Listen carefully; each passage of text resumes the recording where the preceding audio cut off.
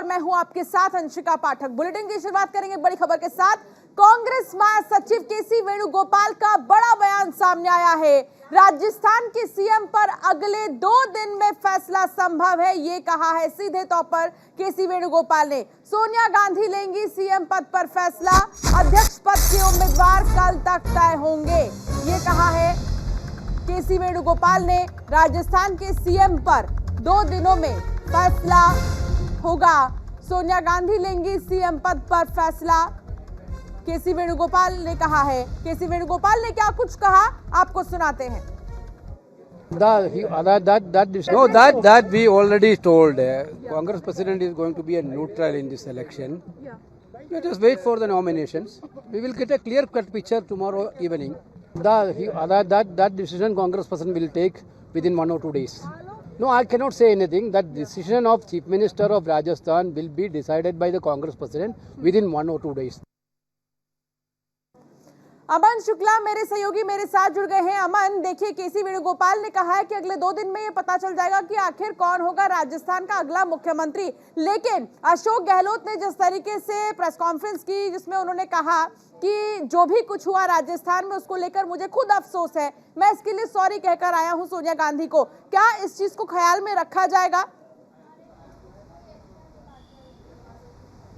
देखिए, अशोक गहलोत जिस तरह से सोनिया गांधी की मुलाकात के बाद प्रेस वार्ता की, मीडिया के सामने मुखातिब हुए, उन्होंने इस बात की जानकारी दी कि बीते दो दिनों पहले जिस तरह से राजस्थान में पूरा सियासी घटनाक्रम हुआ, उसको लेकर मैंने सोनिया गांधी जी से माफ़ी मांगी है और मैं उन सभी विधायकों का मुखिया हूं, यानी कि मुख्यमंत्री हूं, तो मेरी जिम्मेदारी बनती थी। उन्होंने माफ़ी मांग ली। इसके बाद जब उनसे सवाल पूछा गया कि क्या आप अध्यक्ष पद का चुनाव लड़ेंगे, तो उन्होंने इस सवाल को जो है जवाब देते हुए कहा कि नहीं, जिस तरह से पूरा घटनाक्रम हुआ है उसके बाद में अब मैं अध्यक्ष पद का चुनाव नहीं लड़ूंगा।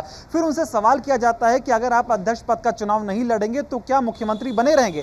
इस पर उन्होंने कहा कि इस बात का फैसला आलाकमान करेगा, यानी कि पार्टी के अध्यक्ष सोनिया गांधी करेंगे। अब केसी वेणुगोपाल जब सोनिया गांधी से मुलाकात करके 10 जनपद से निकले तो उन्होंने इस बात की जानकारी दी कि राजस्थान का मुख्यमंत्री कौन होगा या फिर राजस्थान के मुख्यमंत्री को लेकर जितने भी जो सवाल हैं वो सारे जो है आने वाले 1 से 2 दिनों में स्पष्ट हो जाएंगे। यानी कि क्या अशोक गहलोत मुख्यमंत्री की पद की कुर्सी पर बैठे रहेंगे या फिर उनको। हाँ, अमन, आपको रोकना चाहूंगी। प्रताप सिंह खचरियावास हमारे साथ जुड़ गए हैं। प्रताप सिंह जी, देखिए सीधे तौर पर केसी वेणुगोपाल ने कह दिया है कि 2 दिन में फैसला आ जाएगा कि अगला मुख्यमंत्री राजस्थान का कौन होगा। क्या कहेंगे आप? तो समझती है कि इस वक्त लोग गरीबी से, भूख से, महंगाई से मर रहे हैं। राहुल गांधी जी सड़कों पर है।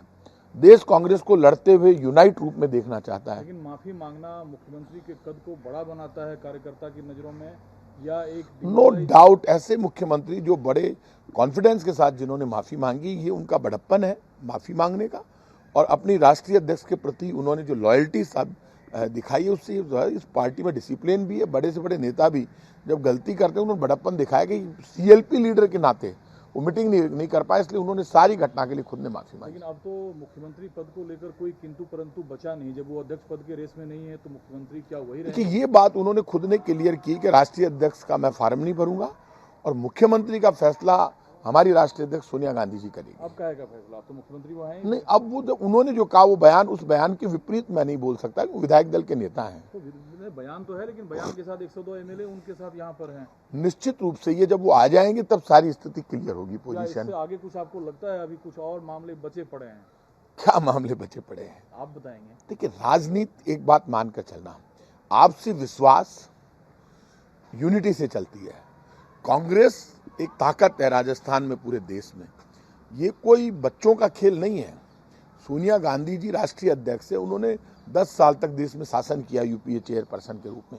वो खुद समझती है कि कांग्रेस को कैसे मजबूत करना है। कद्दावर अगर गांधी मान रहे थे अशोक गहलोत साहब को कि अध्यक्ष तक बनाने जा रहे थे, अब जब इनको अध्यक्ष पद के रेस से इन्होंने खुद मना किया, तो क्या माना जाए कि अशोक गहलोत को राजस्थान में छोड़कर पार्टी को आने वाले चुनाव में अच्छी स्थिति से लड़ने के लायक खड़ा करना चाहती है कांग्रेस अध्यक्ष? हो सकता है, कुछ भी ऐसा डिसीजन भी हो सकता है। वो कांग्रेस अध्यक्ष को तय करना, वो हमें तय नहीं करना। दिग्विजय सिंह साहब के बारे में कहिए। दिग्विजय सिंह जी का अच्छे लीडर है, मेरे तो बहुत अच्छे संबंध है।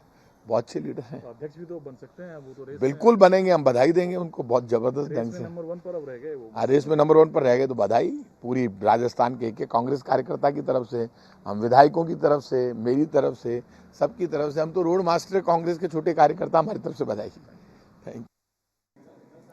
तो प्रताप सिंह खचरियावास को आप सुन रहे थे, जहां उन्होंने सीधे तौर पर यह कहा कि कोई मजाक नहीं है और ना ही जो विधायक है वो यूं ही समर्थन देते हैं, बल्कि इस चीज को कांग्रेस को समझना होगा और जो भी बातें हो रही कांग्रेस में चल रही है उसको जल्द से जल्द सुलझाना होगा। अमन शुक्ला हमारे सहयोगी लगातार हमारे साथ जुड़े। देखिए अमन, तमाम जो नेता हैं वो प्रतिक्रिया दे रहे हैं और सीधे तौर पर राजस्थान में कहीं ना कहीं जो सियासी हलचल तेज हुई वो अशोक गहलोत के अध्यक्ष पद को लेकर जब सारी बातें हो रही थी तभी से शुरू हुई, लेकिन अब सारी चीजों पर अब फुल स्टॉप लग गया है। अब बस इंतजार है तो इस चीज का कि आखिर अध्यक्ष कौन होगा और मुख्यमंत्री का चेहरा कौन होगा।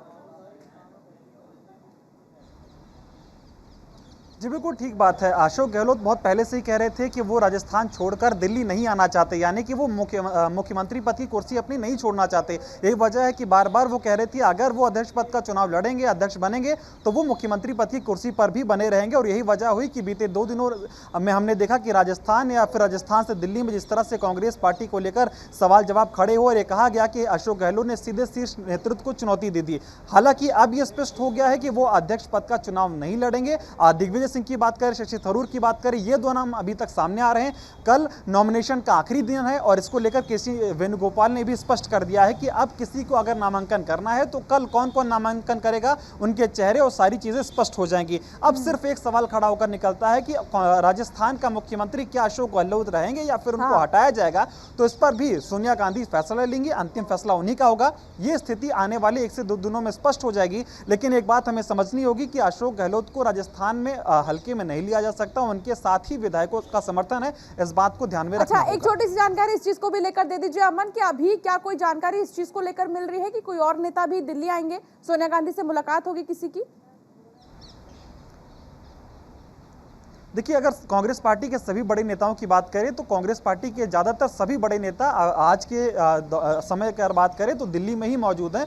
ये कयास लगाए जा रहे थे कि अशोक गहलोत से मुलाकात के बाद हो सकता है सोनिया गांधी सचिन पायलट से मुलाकात करें, लेकिन लगातार मीडिया कर्मी 10 जनपद के बाहर मौजूद है। लेकिन अभी तक इस बात की कोई जो है खबर सामने नहीं आई है कि सचिन पायलट सोनिया गांधी से मुलाकात करेंगे या फिर नहीं, और क्या उनको सोनिया गांधी ने मिलने के लिए समय दिया या नहीं, ये स्थिति अभी तक स्पष्ट नहीं हो पाई।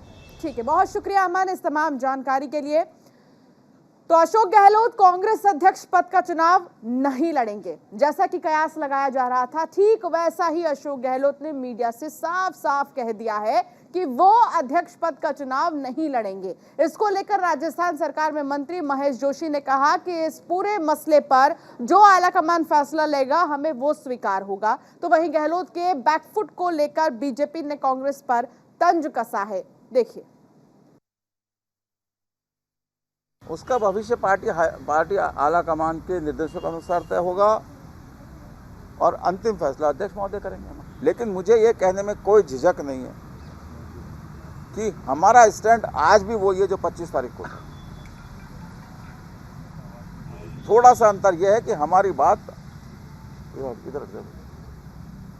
थोड़ा सा अंतर यह है कि हमारी बात आला कमान तक पहुंच गई। हम यही चाहते थे कि आला कमान तक हमारी बात पहुंच जाए। 25 तारीख को भी यही हमारा स्टैंड था और आज भी यही स्टैंड है। हमारी बात को सुन के समझ के आला कमान जो फैसला करेगा उस फैसले को मानना हर कांग्रेस कार्यकर्ता की जिम्मेदारी है। देखिए, ये 4 दिन की बात नहीं है, ये 3.5 साल से राजस्थान में चल रहा है। ये 4 दिन में तो मंच पर आ गया है पूरा, नहीं तो पर्दे के पीछे चल रहा था और पूरा राजस्थान जानता था। लेकिन जिस पार्टी के अंदर जो पार्टी के जो लीडरशिप है, जो परिवार है, गांधी परिवार, जब वो ही अपने स्वार्थ के लिए काम करता है तो उस पार्टी का दूसरा कार्यकर्ता क्यों नहीं अपने स्वार्थ के लिए काम करेगा।